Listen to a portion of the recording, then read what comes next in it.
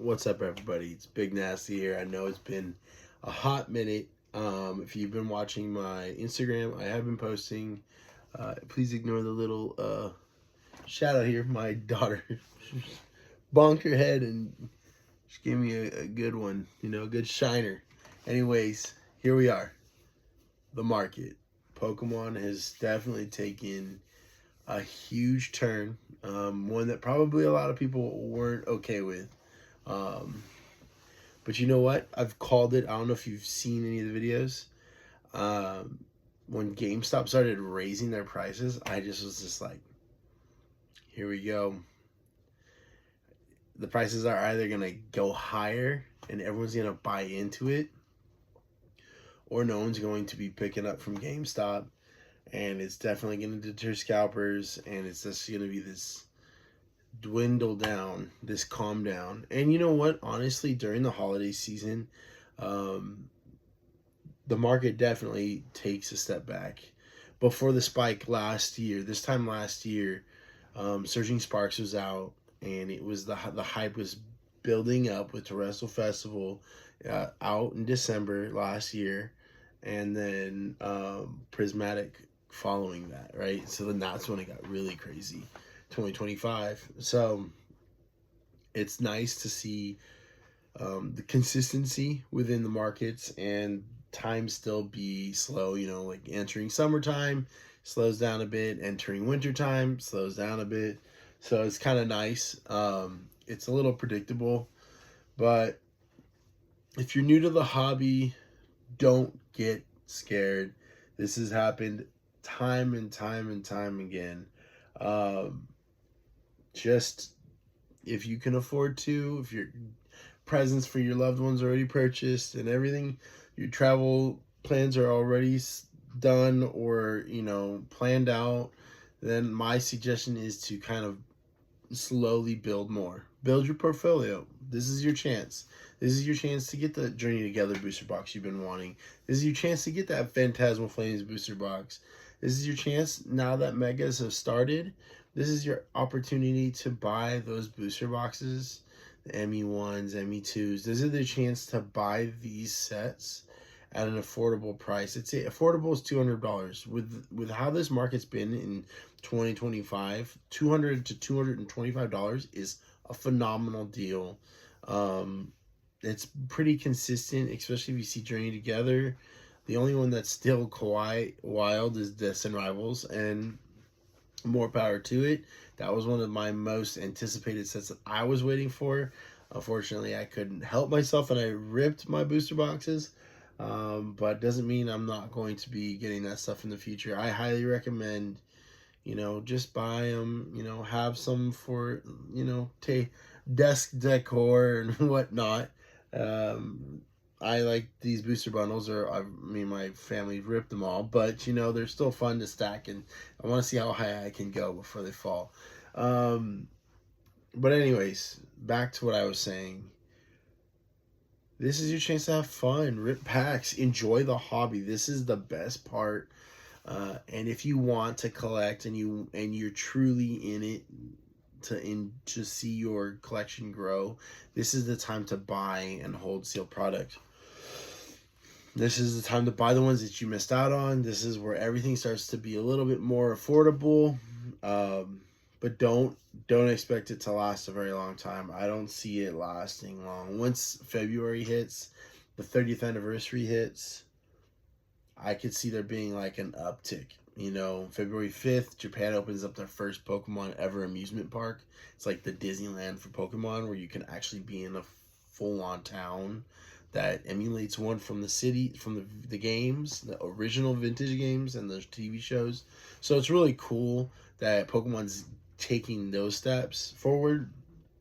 Again, this is all about market, things going on, the pros and cons, what's to see, what's to plan for, and just things in general. If you haven't already done this or known about it, Obsidian Flames, base set Scarlet and Violet, Paldea Evolved, Paldean Fates 151, and possibly Paradox Rift, because it's a teeter between block H and or G and H, or so if the next print block that's supposed to be coming up has those sets in it, and that's supposed to be in April, which is when print sets end, the first round of them. So when Fusion Strike and Evolving Skies and all of those said, hey, we're no longer in print, that's when I started to see less of that product out to buy. The booster boxes broke the 200s, and you know, Fusion Strike was when it first broke the 200s, and then it was like harder to see those on Pokemon Center's website. They were sold out. So just that stuff. Sorry for the yawn. But again, so I'm trying to go back and remember. But the sets that were still in print, you know, like Crown Zenith, the Silver Tempest. At that time, Temporal Forces was coming out, and Paradox Rift and all that stuff was out. And so the hobby is kind of where it's at right now, where a new set would release, like Temporal Forces. Shoot, even when Paldea Evolved came out, it is like Phantasmal Flames right now. It's like, you can see it, it's everywhere, it's affordable, it's meh. It's not like as appealing. Although that Charizard SIR was like mega hyped, and everyone was like super out for that, and the ultra rare, and that's cool. Like, go for it if you want it, go for it. But me as a veteran in the collection, in this hobby, I'm just gonna sit back and wait, because the feelings I got about Phantasmal Flames was, this is like Obsidian Flames 2.0, you know, like decked out with Charizards, multiple Charizard cards, and I don't know, I just kind of was like, you know what, I would like this set just to be part of my collection, sealed, but at the same time, I'm not like, I have to have it. I was collecting, or you know, right now, what I've been buying promo cards. I've been buying random stuff, you know, like SIRs that are kind of like sleeper SIRs. Like I got another Paldea Zard, Mars Shadow. Why would I not? There's Pikachu in it. I feel like that card still has like some potential growth ahead of it as an illustration rare. I could see it being like a $50-$60 card down the road. So why not? It's like $20-$25 right now. Why not buy them? And then what else was there? Just those smaller cards.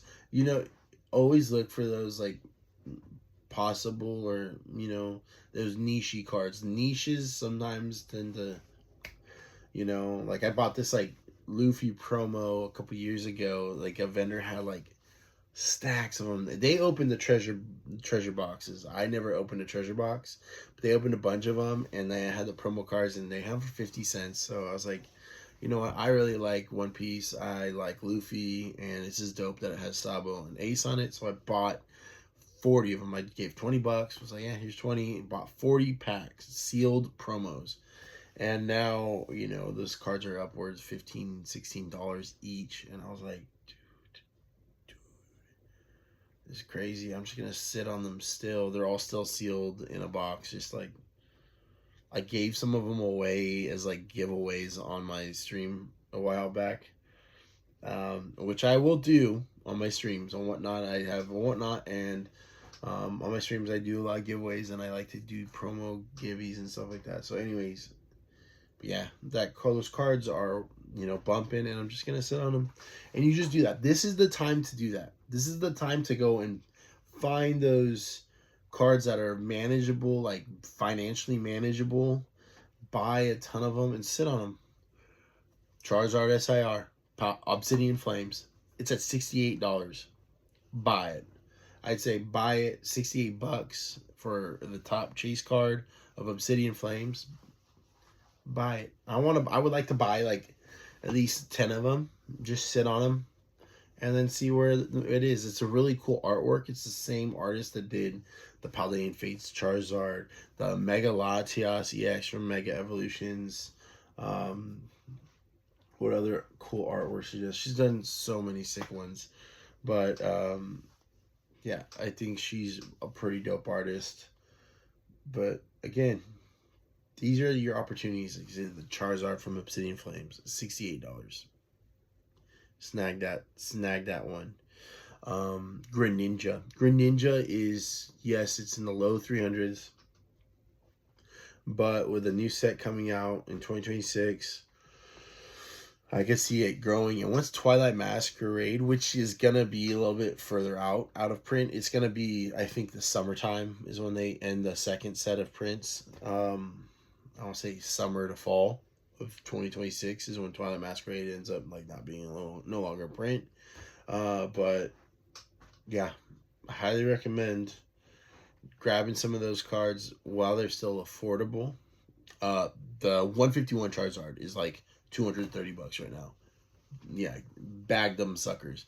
Bag them. I call it the Dad Bod Zard. The Dad Bod Zard. Get that guy. $225, $215. I think the lowest I've seen on TCG Player was like $198. Bag it. $200. You can't even buy an ETB for $200 for 151. Why not get the Top Chase card out of 151 for a cheaper price than the ETB? Anyways, as I rant, 151 Zard, Obsidian Flames Charizard, Paldean Fates Charizard, 3 Zardy boys that I would recommend getting before April, for sure before April. And right now when the market's low. Outside of that, sealed products, just bag what you can. Find it in the wild. Don't go to Facebook Marketplace. Find it in the wild. If you don't find it in the wild, don't buy it. Don't buy it. Just wait. You know, Pokemon Vending Machine, PokemonCenter.com, Walmart drops, Target, whatever day they come and refit. Like anytime you see it on the shelves, that's the time you should buy it. Save your money and wait for that time, and boom, just take it. And then just, you know, open it if you want to have fun. I like to open it. My wife and kids love to open them. And then, you know, save some of the bigger stuff sealed. Just put it away. Put it aside, look at it, be like, ooh, cool decoration. Anyways, let's rip this pack before I keep ranting. And we're going to rehash again the Zards. Dad Bod Zard 151. Paldean Fates Zard. Obsidian Flames Zard. Get those beefcakes. Bubble Mew. Right now it's at 500. I would highly recommend it. We got a little fighting energy. Just have fun, guys. I don't get serious, and again, don't make this something that you have to depend on, because just like cryptocurrency or the stock market, you know, even gold, yeah, everything appreciates over time like that, especially if it does well.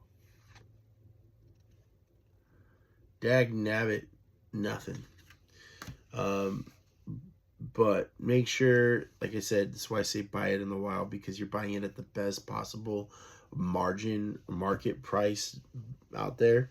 But again, don't make this an end all be all. Have fun with this hobby.